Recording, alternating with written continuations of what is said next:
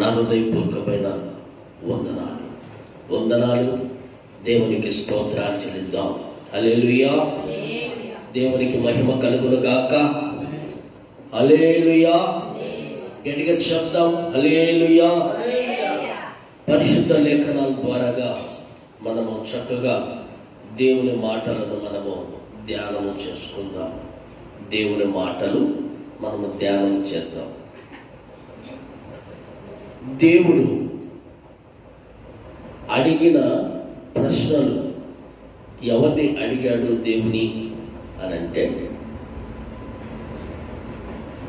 ఎవరెవరిని అడిగాడో మనము చక్కగా పరిశుద్ధ గ్రంథాలలో మనము చదువుకుందాము. చదువుకున్న మాటలను మనము ధ్యానము చేస్తూ మనం ముందుకు నడుద్దాం. హల్లెలూయా. అందరూ గట్టిగా చెప్పండి హల్లెలూయా. హల్లెలూయా. దేవునికి మహిమ కలుగును గాక. ఆమేన్. ఇక్కడ పరిశుద్ధ లేఖనముల ద్వారాగా మనము దేవుని మాటలను మనము ధ్యానము చేసుకుందాము. ఆది కాండము 3వ అధ్యాయము 9వ వాక్యము. ఆది కాండము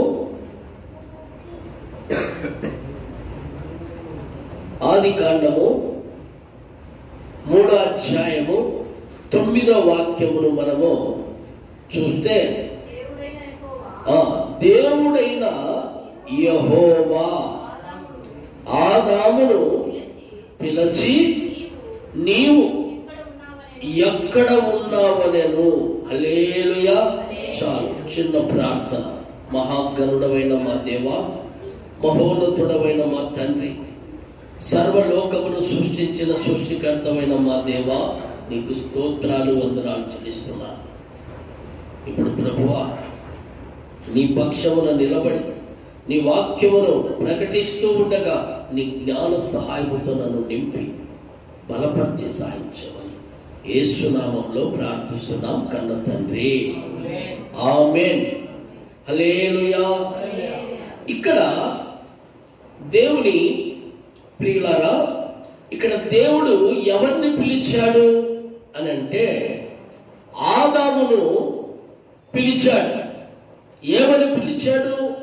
ఆదామా, ఎక్కడ ఉన్నావు అని దేవుడు ఆదామును అడిగాడు. మరి ఆదామును అడగడానికి కారణం ఏంది?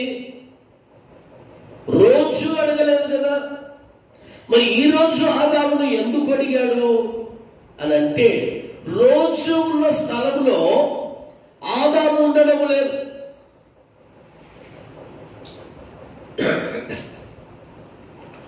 చూడండి, బాగా వినండి దేవుని బిడ్డలారా. ఆదాము రోజు ఉన్న స్థలములో ఉంటే దేవుడు ఆదామును అడిగాడు. అంతే కదా. మీరైనా ఎప్పుడైనా మందిరానికి వచ్చారనుకో, మందిరంలో కూర్చున్నారనుకో, మళ్ళా మీకు ఫోన్ చేసి ఎవరన్నా అడుగుతారా? అడగడు. ఎందుకంటే మందిరానికి వచ్చారు. అట్లా ఆదాము రోజు ఉన్న స్థలంలో ఉండకుండా ఆదాము ఏం చేశాడంటే తోట మధ్యలోకి వెళ్ళిపోయాడు.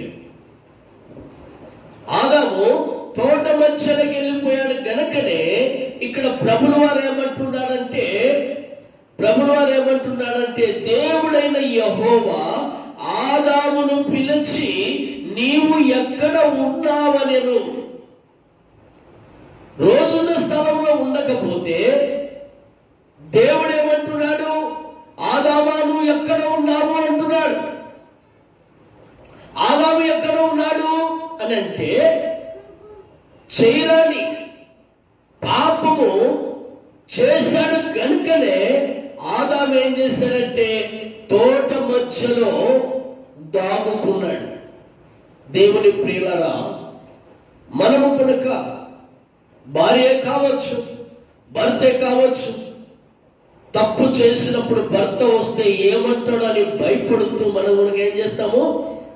కొంత మకము చాటు చేస్తుందామని చాటుగా ఉంటారు. భర్తలైన అంతే. లేదు పిల్లలైనా అంతే, పెద్దలైనా అంతే. ఈ ఆదాము ఏం చేశాడంటే ఈ అవ్వ మాట విని తినవద్దని చెప్పిన పండు తిని ఈ ఆదాము ఏం చేశాడంటే తోట మధ్యలో ఉన్నాడు. దేవుడు వచ్చే సమయానికి తోట మధ్యలో ఉన్నాడు. తోట మొదట్లో ఉండాలి కదా, గేటు దగ్గర ఉండాలి. ఇప్పుడు ఒక మనిషిని మనము పిలిచామనుకో, పిలిచి ఇంట్లో దాక్కొని ఉంటామా? ఇంట్లో దాక్కుంటే వచ్చిన మనిషి ఏం చేస్తాడు? ఈడేందో నన్ను పిలిచాడు, లేదా ఎక్కేందో నన్ను పిలిచింది, తర్వాత వెళ్ళిపోయి ఎక్కడ ఇంట్లో దాక్కుంది. ఇంట్లో దాక్కుంటే ఎట్లా? నేను వచ్చాను కదా అని వాక్యం దగ్గరికి వచ్చి మన వల్ల ఏమంటది? అక్క నన్ను పిలిచావు కదా, అన్నా నన్ను పిలిచావు అని ఎత్తులాడుతూ ఉంటాను. అట్లాగా యేసు ప్రభు వచ్చాకల్లా ఈ ఆదాము ఎక్కడున్నాడు అంటే తోట మధ్యలో ఉన్నాడు. తోట మధ్యలో ఉన్న ఈ ఆదామును దేవుడు అడుగుతున్నాడు. ఎందుకు అడుగుతున్నాడు అని అంటే, నువ్వు ఎక్కడ ఉన్నావు అని ఆదాముని అడిగినప్పుడు ఆదాము అంటున్నాడు, సమాధానం ఏమిస్తున్నాడు దేవునికంటే, నేను తోట మధ్యలో ఉన్నానయ్యా అన్నాడు. మరి తోట మధ్యలో నీకేం పనయ్యా అని దేవుడు అడిగాడు. దేవుడు తోట మధ్యలో నీకేం పని ఆదామును దేవుడు అడిగినప్పుడు ఆదాముకి ఇచ్చిన సమాధానం ఏ విధంగా ఉంది తెలుసా? మనమునికి అంతే కదా, తప్పు చేసినప్పుడు ఇది తప్పని ఖండిస్తే మనం ఏం చేస్తాము? మన మీద పెట్టుకోకుండా పక్క వాళ్ళ మీదకి వెంటనే పంపిస్తాం.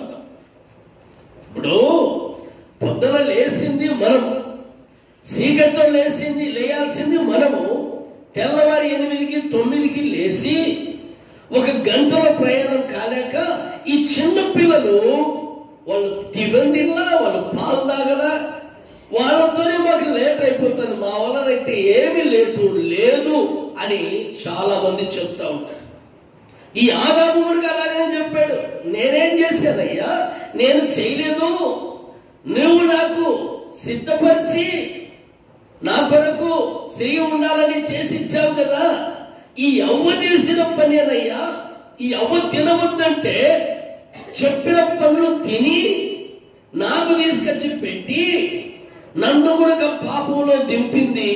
ఈ రోజు మేమిద్దరమే అయిపోయామంటే దిగంబరులముగా ఉన్నాము కనుకనే నీకు కనపడకోకుండా తోట మధ్యలో ఉన్నాము అన్నారు. ఎలాగుంది? తోట మధ్యలో ఉండడానికి కారణం ఏంది? దేవుడు పిలిచింది ఎవరిని? ఆదామును పిలిచాడు. మరి ఆదాము తినకుండా ఉండాలి కదా. అవ్వ తినమని చెప్పింది. అవ్వను ఎవరు తినమన్నారు అంటే సర్పము తినమని. అప్పుడు చెప్తున్నారంట, ఒకరి మీద ఒకరు తప్పు చేశాం ప్రభువా మమ్మల్ని క్షమించు అనే మాట రాలే. ఏ మాట వస్తా ఉంది?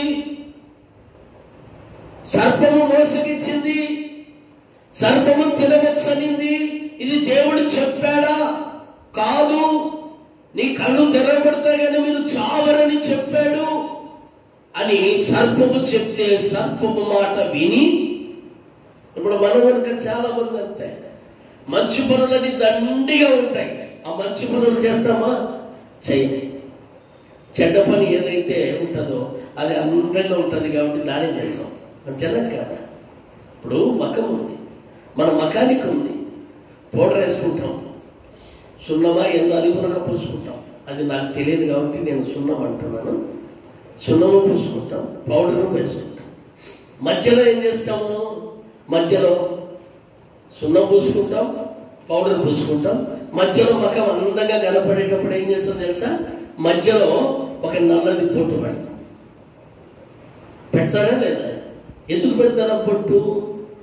అందంగా తయారైనావు కదా, నీ అందాన్ని చూపించాలని. నువ్వు ఎప్పుడైతే అందంగా తయారైనప్పుడు మధ్యలో పొట్టు ఎందుకు అంటే, దిష్టికి నువ్వు భయపడుతూ ఉంటే అందమిచ్చిన ప్రభుకు నువ్వు భయపడవా?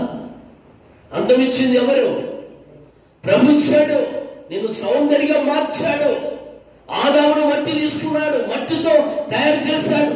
మట్టితో తయారు చేసి యేసు ప్రభువు వారు ఆయన ముక్కు మాదిరి ముక్కు పెట్టాడు, కన్ను మాదిరి కన్ను పెట్టాడు, చెవులు మాదిరి చెవులు పెట్టాడు, పెదవులు మాదిరి పెదవులు పెట్టి, 2 చేతులు పెట్టి, 2 కాళ్ళు పెట్టి, నీకు ఇంత అందాన్ని నీకు ఇస్తే నువ్వు ఎవరి మాట వినాలా? అవ్వ మాట వింటావా నువ్వు? అవ్వ మాట విని ఎక్కడికి పోయాడు? తోట మధ్యలో దాక్కున్నాడు.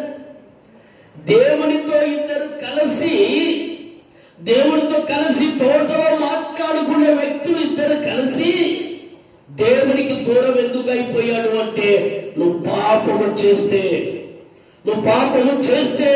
నీ భర్త ఎదురికి నిలబడలేవు.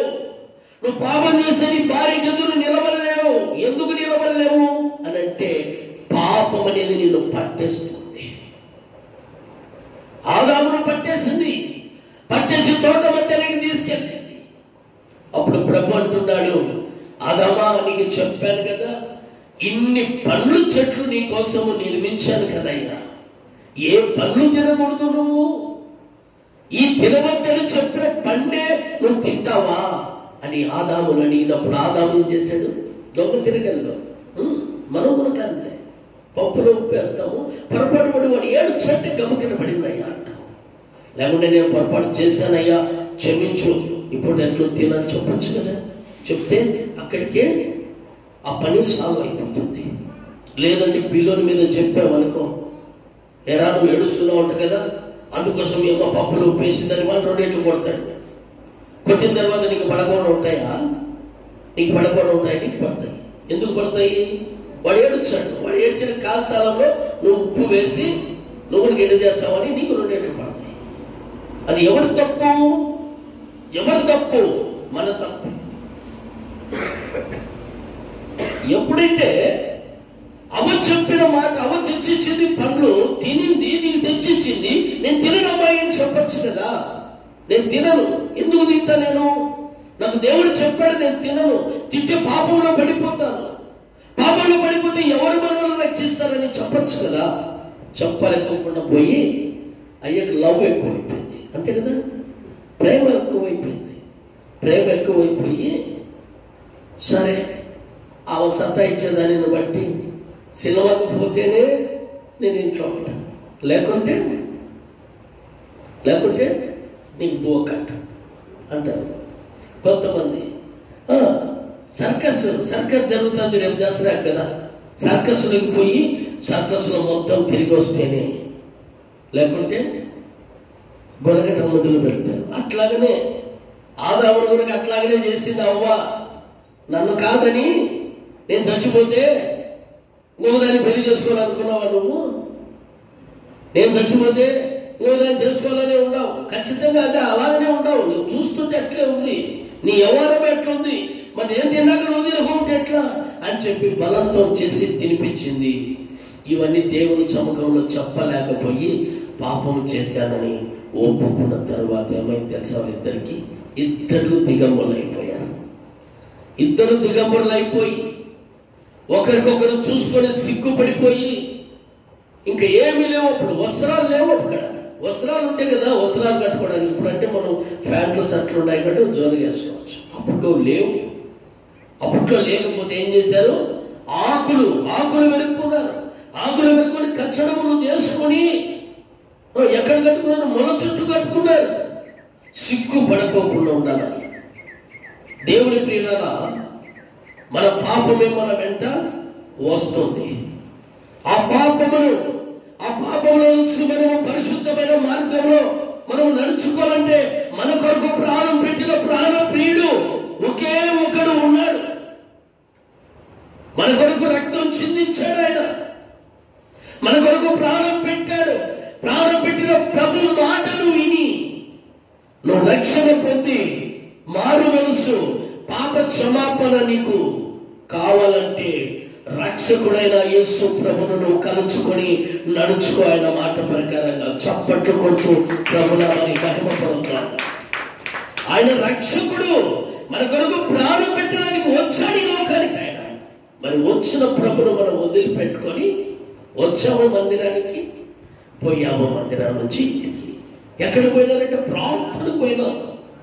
ప్రార్థన పోయినామంటే ఏం ప్రార్థన చేశారంటే ఆ ప్రార్థన ఎవరికి అర్థం కాదు, ఎవరు చెప్పలేరు. ఏం రెఫరెన్స్లో ఏ వాక్యం చెప్పాడంటే చెప్పాడు, అద్భుతంగా చెప్పాడు ఆయన. ఇది ఒకటి నేర్చుకున్నారు, అద్భుతం అనేది. పళ్ళు కూడా అద్భుతంగా ఉన్నాయనేది ఎవరో అవ్వ. అద్భుతంగా కూడా ఆయన పళ్ళు తింటే ఏమైపోయినారు, పాపంలో పడిపోయినారు. అద్భుతంగా ఉండేది ఏదైనా పాపంలో దింపుతుంది మనలో కనుక. ఈరోజు సినిమా చాలా అద్భుతంగా ఉందని జూనియర్ ఎన్టీరావు సినిమా తీశాడు. తీసిన సినిమా కడపలో ఏమైపోయినారు, ఒకడు చచ్చిపోయినాడు. ప్రాణం పోగొట్టుకున్నాడు. ప్రాణం పోగొట్టుకున్నాడు. దేవుని మందిరానికి వచ్చి ఎవరైనా ప్రాణం పోగొట్టుకున్న వాళ్ళు ఉన్నారా? ఆ భాగ్యం సంపాదించుకోవాలా. మందిరంలో ప్రార్థనకు వచ్చినప్పుడు నీకు దేవుడు మరణ వేస్తే అది ఒక పుణ్యము. నేను అదే కోరుకుంటా ఉంటా. నేను ఎప్పుడైనా ప్రభు ఆ ప్రార్థనలో ఉన్నప్పుడే నన్ను పిలుచుకోయాను కోరుకుంటా ఉంటా. ఎందుకంటే భాగ్యం అది. ఆ భాగ్యాన్ని మనం సంపాదించుకోవాలి. ఈ లోకంలో ఏం సంపాదించుకున్నా అవి మరెంట వస్తాయా? మరెంట రావు. ఇడిచిపెట్టి పోయిన అవన్నీ మన దగ్గర ఉన్నాయి. పాతయే అన్ని రోత జీవితమే మన దగ్గర ఉన్నాయి. ఇడిచిపెట్టి పోయారు కదా అందులో. పాతని ఇడిచిపెట్టి పోయినారు మనకు. నూతనంగా ఉన్నాయి, నూతనమైనట్టు లేవు. పాత ఇడిచిపెట్టిపోయినారు. మా అమ్మ, మా నాయన, మా అత్త, మా అమ్మ పాత ఇడిచిపెడితే అయ్యే ఉన్నాయి మా దగ్గర అలవాట్లు. కొత్త అలవాట్లు ఎక్కడి నుంచి వస్తాయి? ఇంకా రాలే. వాళ్ళ అలవాట్లే మనకు వచ్చాయి. మనము కొత్తగా నిర్మించబడాలి, కొత్తగా నూతనపరచబడాలి. నూతనపరచబడినప్పుడే నీ బ్రతుకులో నూతనం ఉంటుంది. నీ బ్రతుకుకు ఒక నూతనమైన కృపణీయగలిగిన దేవుడు మన మధ్యకు వచ్చాడు. ఆయనే నూతనముగా మనల్ని మార్చగలడు. సరే చూద్దాం. ఇక్కడ పరిశుద్ధ గ్రంథంలో మనతో మాట కనుక మాట్లాడాడు. చూద్దాం దేవుని ప్రియులారా, చూద్దాం. ఇక్కడ ఆది కాండము 4వ అధ్యాయము. ఎవరెవరిని ఇక్కడ ఏమని ఆదామునేమో అడిగెను. ఇక్కడ మనం కనుక చూద్దాం. కయ్యూను ఆది కాండము 4వ అధ్యాయము 9వ వాక్యము చూద్దాం.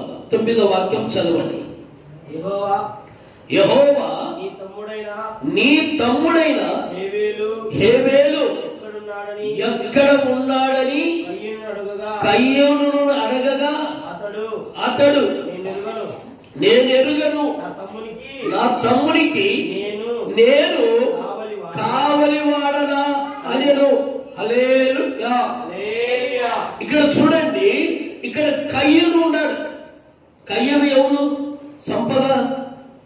కయ్యూను ఎవరి కుమారుడు?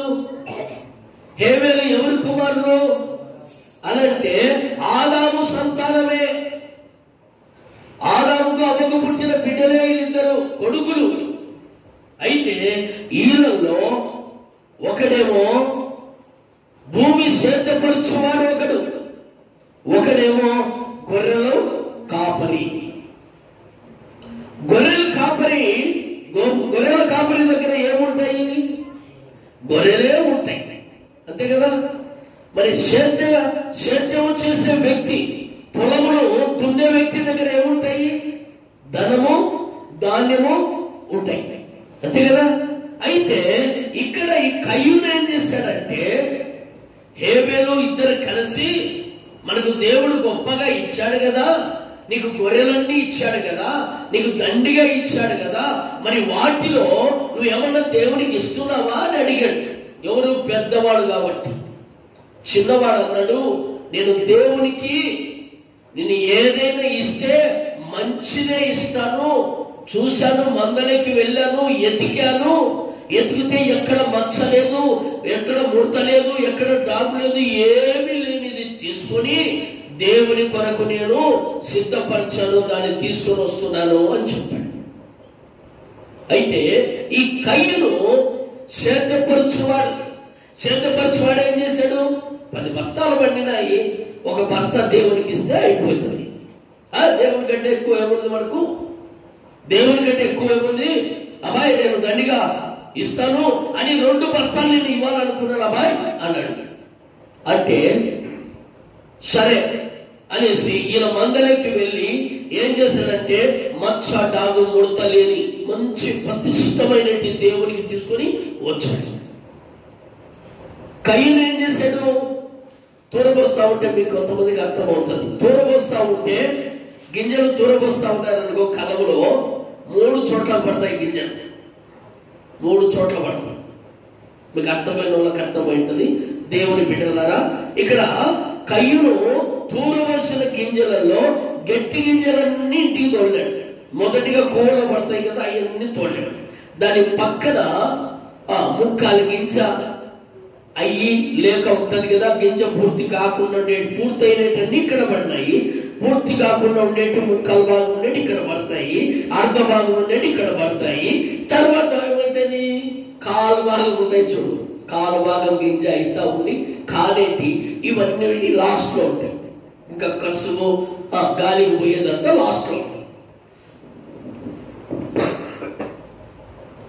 అవన్నీ వాటిలలో ఈ కయ్యుడు ఏం చేశాడంటే మొత్తం గట్టి గింజలన్నీ ఇంటికి తోలేసి అత్తాలు తరక మట్టి మసాలం అన్ని కలిపి 2 బస్తాలకి ఎత్తుకొని వచ్చాడు. త్వర 2 బస్తాలకి ఎత్తుకొని వచ్చి దేవుడికి ప్రతిష్టంగా 1 బస్తా ఇస్తే సరిపోయేది.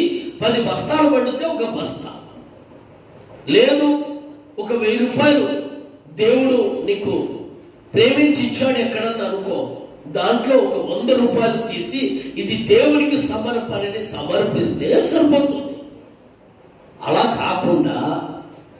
కాకుండా దేవుడి కంటే ఎక్కువైంది అబ్బాయి అని చెప్పేసి 2 బస్తాలకి ఎత్తి తీసుకొని వచ్చి దేవుడి సముఖంలో ప్రార్థన చేశారు. ఇద్దరు తెచ్చారు, ఇద్దరు ఒక తల్లి పిల్లనే తీసుకొని వచ్చి ఇద్దరు ఏం చేశారంటే ప్రార్థన చేశారు. ప్రార్థన చేస్తే దేవుడు చూశాడు, ఇద్దరు సమర్పణను చూశారు. ఇద్దరు మాటలు చూస్తే బాగున్నాయి, మాటలు చూస్తే ఒరిజినల్ గా ఉన్నాయి, మాటలు చూస్తే ఒరిజినల్ గా ఉన్నాయి. అబ్బా మేము మందిరానికి పోతున్నాం, మందిరాన్ని చూస్తున్నాం అన్నట్టు మాటలే మంచిగా ఉన్నాయి. అయితే అక్కడ అర్పణ ఎలాగుంది? అర్పణ సమర్పణ. దేవుడు అంటాడు, నీవు ఏదైనా సమర్పణ చేసావా అది నీకు చాలా దీవెనకరంగా ఉందంటాడు. ఏం చేశాడు ఈ కయ్యను? తీసుకొని వచ్చి దేవుని సముఖంలో ప్రార్థన చేస్తున్నాడు. హేబేలు వచ్చి ప్రార్థన చేస్తున్నాడు. ప్రభు ఏం చేశాడు? హేబేలు అర్పణను అంగీకరించాడు, కయ్యను అర్పణ అంగీకరించాడు. అంగీకరించకపోతే ఏం చేశాడు తెలుసా? దేవుని మీద కోప్పడతాడు, అంతే కదా. దేవుని మీద కోప్పడితే బాగానే ఉంది. ఎందుకు దేవుడా నా అర్పణ సరిగా లేదా, నీకు ఇష్టం లేదా అని దేవుని దగ్గర అడిగి దేవుని దగ్గర విచారం చేసుకుంటే పర్వాలా, బాగానే ఉండు. ఏం చేశాడు తెలుసా?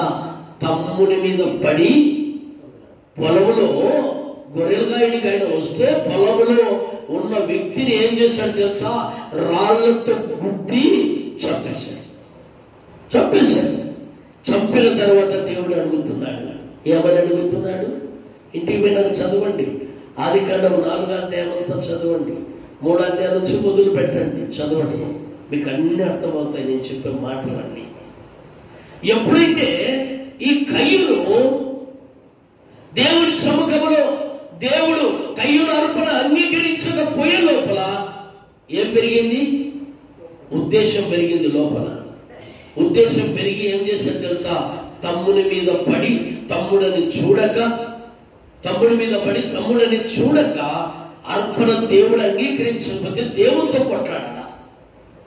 నా అర్పణ ఎందుకు అంగీకరించలేదని దేవుడితో కొట్టాడాల్సింది పొడిచి, నువ్వు మంచి తెచ్చావా, పొట్టెళ్ళు తెచ్చావా అని చెప్పి కయ్యూని మీద పడి చంపేసింది. చంపిన తర్వాత దేవుడు అడుగుతున్నాడు. దేవుడు ఏమని అడుగుతున్నాడు? కయ్యను నీ తమ్ముడు ఎక్కడా, హేబేలు ఎక్కడా అని అడిగితే నా తమ్ముడికి నేను కాబిలువా అన్నా అంటున్నాడు. ఎంత మళ్ళీ దొంగ వ్యవహారం చెప్తున్నాడు, ఎంత దొంగ వ్యవహారం చెప్తున్నాడు చూడు. చేసింది తప్పు అయితే ఆ తప్పును ప్రభు ఇలా చేశానయ్యా, నువ్వు అంగీకరించకపోతే నా అర్పణ అంగీకరించలేదని తప్పు చేశానని చెప్పాల్సింది పోల్చి ఏమంటున్నాడు, నా తమ్మునికి నేను కావలి వాడనా అని ఆడ అన్నప్పుడు దేవుడు అంటున్నాడు, ఏమంటున్నాడు తెలుసా, నీ తమ్ముని రక్తము భూమిలో నుంచి నాకు మరపడుతుంది అన్నాడు. చప్పట్లు కొడుతూ ప్రభునామని మరపడుతున్నాడు. నీతిమంతుడు ప్రార్థన చేస్తే, నీతిమంతుడు ప్రార్థన చేస్తే దేవుడే ఆ బిడ్డ దగ్గరికి దిగి వస్తాడు, వచ్చి సమస్యలు బాధ నుంచి విడిపించగలడు నా దేవుడు. చప్పట్లు కొడుతూ ప్రభునామని మరపడుతున్నాం. హల్లెలూయా. చూద్దాం మరొక మాట కనుక చూద్దాం, మరొక మాట చూద్దాం. మళ్ళీ ఇంకొక మనిషిని ఎవరిని అడిగాడు, ఇక్కడేమో ఆదాముని అడిగాడు, రెండోదేమో కయ్యూను అడిగాడు, మూడోదేమో అడిగాడు. చూద్దాం, యోబు గ్రంథములకి రండి దేవుని ప్రియులారా, యోబు గ్రంథములకి రండి, 1వ అధ్యాయము చూద్దాం. దేవుని ప్రియులారా, దేవుడు చెప్తున్న మాటలు మనము జాగ్రత్తగా చూద్దాం. యోబు గ్రంథము 1వ అధ్యాయము 7వ వాక్యము చూద్దాం. 7వ వాక్యమును చూద్దాం. యెహోవా నీవు ఎక్కడ నుండి వచ్చితివని వాని అడగగా అపవాది భూమి మీద ఇటు అటు తిరుగులాడుచు అందులో సంచరించుచు వచ్చితినని యెహోవాకు ప్రత్యుత్తరమిచ్చెను. హల్లెలూయా. చూడండి, దేవుని ప్రియులారా, దేవుడు చెప్తున్న మాట ఏమంటున్నాడు, ఎవరిని అడుగుతున్నాడు అని అంటే అపవాదిని అడుగుతున్నాడు. ఏమని అడుగుతున్నాడు, నువ్వు ఎక్కడ నుండి వచ్చిందివని ఎవరిని అడిగాడు అని అంటే అపవాదిని అడిగాడు. ఎందుకు అడిగాడు అపవాదిని? వాడు ఇటు అటు సంచరిస్తూ వస్తా ఉంటే నువ్వు ఎక్కడి నుంచి వచ్చివురా అని చెప్పి అపవాదిని అడిగితే భూమి మీద ఇటు అటు తిరుగులాడుచూ వచ్చాను అన్నాడు. మరి భూమి మీద ఎవరున్నారు? వారి జనులు ఉన్నారా? అందరం ఉన్నాం. నేను కూడా ఉన్నా, అందులో నేను కూడా ఉన్నా. అందరం ఉన్నాం. పాస్టర్మే కాదు, అందరము భూమి మీద ఉన్నాం. అయితే ఉండవచ్చు, కానీ వాని సరుకు మన దగ్గర ఉండకూడదు. హల్లెలూయా. దేవునికి మహిమ కలుగును గాక. వాని సరుకు మన దగ్గర ఎప్పుడైతే ఉంటుందో ఆ సరుకును బట్టి వాడు మన దగ్గరకు వస్తాడు. అంతే కదా. భూమి మీదేమో అందరం ఉన్న మన దగ్గర వాని సరుకు అనేది మన దగ్గర ఉండకూడదు. అదేమి సరుకయ్యా అని అంటే అబద్ధాలైనా వాళ్ళ సరికే, బూతు మాటలు వస్తున్నాయంటే వాళ్ళ సరికే. నేను ఒక ఆయనకు చెప్పాను, పెద్ద ఆయనకే చెప్పాను, ఆయన వణికిపోయాడు. ఆయన ఒక్క మాట అయినా అబద్ధాలు ఆడకూడదు, అది కనుక మన కుటుంబానికి శాపమేయ్యా అంటే ఆయన అన్నాడు, నేనే అబద్ధాలు అనలేదే. నువ్వు అబద్ధాలు ఆడుతున్నావు, బూతులు మాట్లాడుతున్నావు నీ ఫోన్లో. నువ్వు నాకు ఫోన్ చేసినప్పుడే నీ దగ్గర బూతులు వింటున్నా, నువ్వు ఫోన్ చేసినప్పుడే నీ దగ్గర అబద్ధాలు నా దగ్గరకు వస్తున్నాయి. ఇంకా ఏంది రావాలయ్యా, ఏంది రావాలి అంటే అవి కూడా కదా. అవి కాదు, దేవుడు ఏం చెప్తున్నాడంటే నా మాట అవునంటే అవును, కాదంటే కాదు. ఈ రెండు ఉన్నా. అంతకు మించితే ఏమన్నాడు, అంతకు మించితే అపవాదికి సంబంధించినవి మీ దగ్గర ఆ సరుకు ఉండాయనేది గుర్తు పెట్టుకోమన్నాడు. అప్పుడు ఏబుడు ఏం చేశాడు తెలుసా? నా దాసుని గురించి ఏమైనా విచారించావా, చూసావంటే నీ దాసునికి కంచె వేసావయ్యా. నువ్వు ఆ కంచె తీసేయి. నీ దాసుడు కనుక ఎన్నో పొందలాడతాడో, నీ దాసుడు కనుక ఏమేమి రకాలుగా నడుచుకుంటాడో, నిన్ను ఎలా దోషిస్తాడో చూపిస్తాడు అన్నాడు. ఎవరన్నారు? అపవాది అన్నాడు. అన్నప్పుడు కంచె తీసేశాను పో అన్నాడు. నా దాసుని మీద ఉన్న కంచె తీసేసిన, ఆయన చేతుల కష్టార్జితం అంతటి నేను దీవించాను కదా, అవన్నీ వదిలేశాను, పోయి చేపో, ఏం చేస్తావో చేసుకోపో అన్నాడు. అన్నప్పుడు ఏం చేశాడు అపవాది? వెళ్ళి ఏ విధంగా శోధించాడు అని అంటే, యోబును ఒక్క రకంగా కాదు, శోధించడం ఒక్క రకంగా. 21వ వచనం చదవండి. కంచె తర్వాత సైలెంట్ లో పెట్టేసండి ఫోన్. 21వ వచనంలో ఏమంటున్నాడో చూడండి. నేను నా తల్లి గర్భములో నుండి దిగంబరినై వచ్చి తిని, దిగంబరినై తిరిగి వెళ్ళెదను. యెహోవా ఇచ్చెను, యెహోవా తీసుకొనెను, యెహోవా నామమునకు స్తుతి కలుగును గాక అన్నాడు. హల్లెలూయా. దేవుని ప్రియులారా, ఇక్కడ ఏమంటున్నాడు? నా తల్లి గర్భంలో నుంచి నేను ఏమీ తేలేదు, నా తల్లి గర్భంలో నుంచి నేను ఏమీ తేలేదు. దిగంబరిగా వచ్చి తిని దిగంబరిగానే వెళ్తాను, కానీ దేవునికి మాత్రం మహిమ రాకోకుండా ఉండకూడదని దేవునికి మహిమ కలుగును గాక అన్నాడు. అప్పుడు ఎట్లుంటుంది అమ్మవారికి? చెంపకు బట్టి ఏమిడితో కొట్టేట్టుంది? వానికి చెప్పుతో కొట్టినట్లుంది. అపవాదిని యోబు ఏం చేశాడు? చెప్పుతో కొట్టే మాటను అక్కడ మాట్లాడాడు. దేవుని బిడ్డలారా, మనము కనుక ఏం చేయాలి? ఎటు ఏమి తీసుకోలేము. కాబట్టి మనకు నష్టమైతేనే ఏం చేస్తాం మనము? దేవుడేంది ఇంత ఇబ్బంది పెట్టా, దేవుడేంది ఇంత బాధ పెట్టా అని దేవుడు ఏం చేస్తామంటే మనము తూలనాడుతూ ఉంటాం. నేనైతే తూలనాడను. ఎందుకు తూలనాడనంటే, నాకు పరిశుద్ధ గ్రంథములో దేవుని మాటలలో నాకంటూ గట్టి మాటలు, నేను దేవుని మాటలు చదువుతున్నాను అంతే. ఇక్కడ ఉన్నది ఏదైనా ఆయన చేయకపోతే, ఆయన ఇయ్యకపోతే ఇళ్ళైనా కట్టలేం, బైక్లోనైనా తిరగలేం, కారులోనైనా తిరగలేం. ఆయన ఇయ్యకపోతే 3 పూట్ల నోట్లకి 5 ఏళ్ళు కనుక పోవు. కాబట్టి ఇక్కడ ఏమి మాట్లాడిన మాట, ఎంత గట్టి మాట మాట్లాడాడు అని అంటే, యెహోవా ఇచ్చెను, యెహోవా తీసుకునేను, ఆయనకు మహిమ కలుగును గాక అన్నాడు. ఏమేమి తీసుకున్నాడు దేవుడు? ఈ మాట ఒకటే చదివాం అంతే కదా. ఏమేమి తీసుకున్నాడు ఆయన? మనకు తెలాలి కదా. తనకున్న 10 మంది సంతానాన్ని చనిపోయినారు ఒక పూటనే.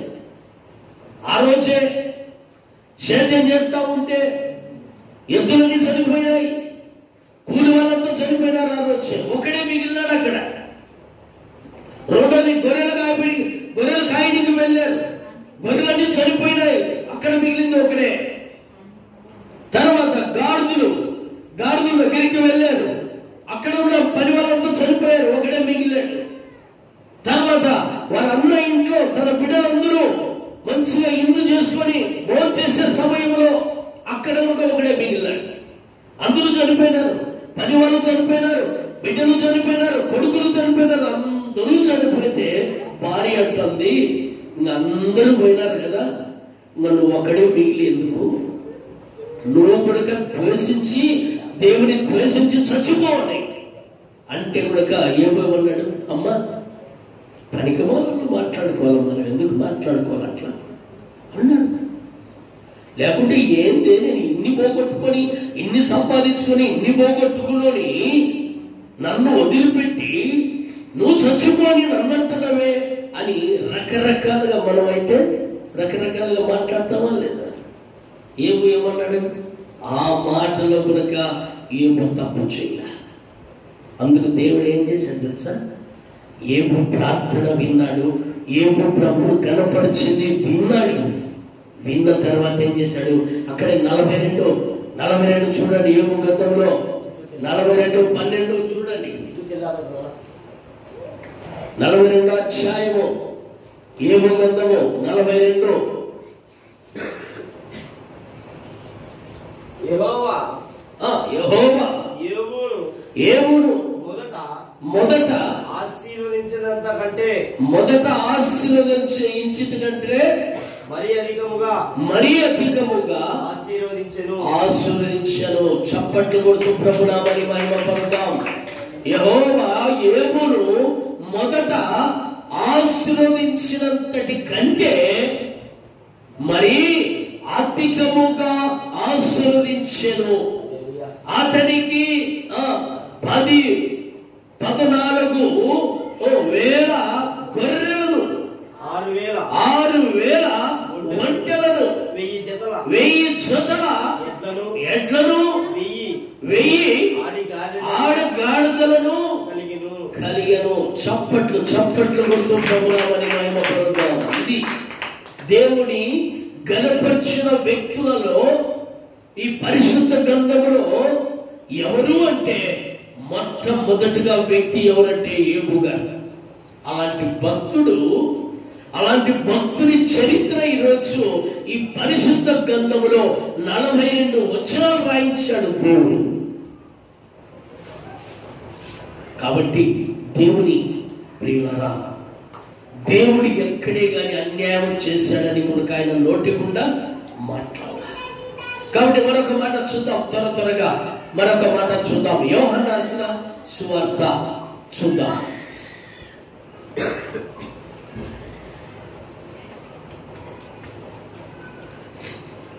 యోహన్నా రాసిన సువార్త చూద్దాం. 8వ అధ్యాయము. యోహన్నా రాసిన సువార్త 8వ అధ్యాయము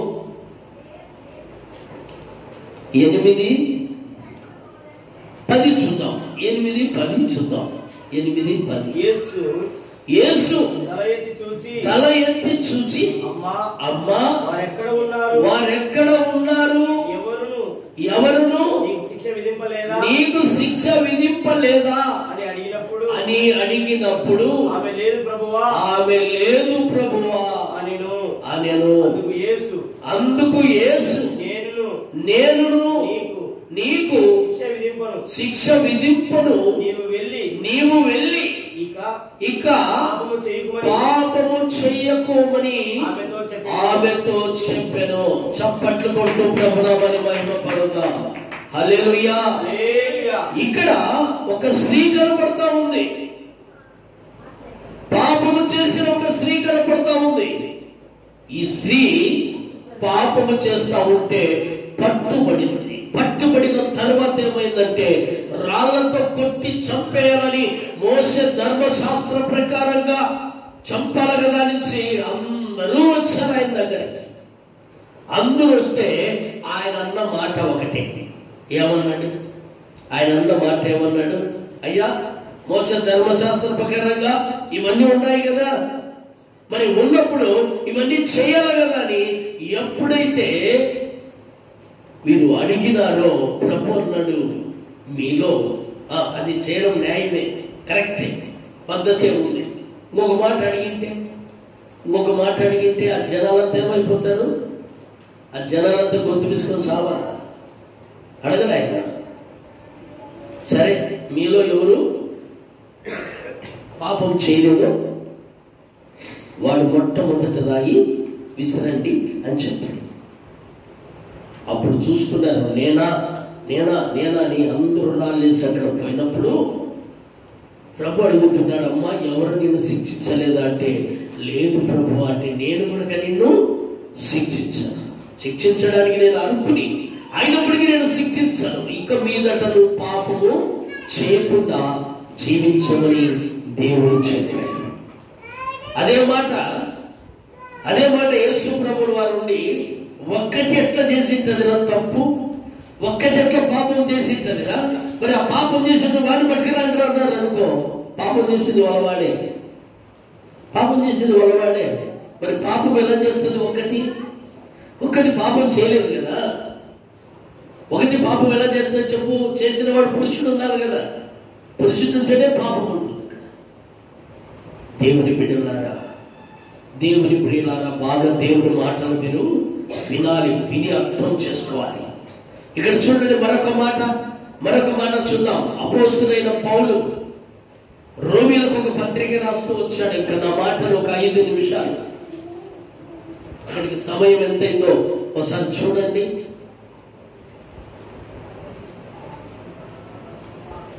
అపోస్తలుడైన పౌలు రోమీలకు ఒక పత్రిక రాస్తూ ఇక్కడ అన్న మాటను ఒకసారి చూద్దాం. 8:1 చూద్దాం.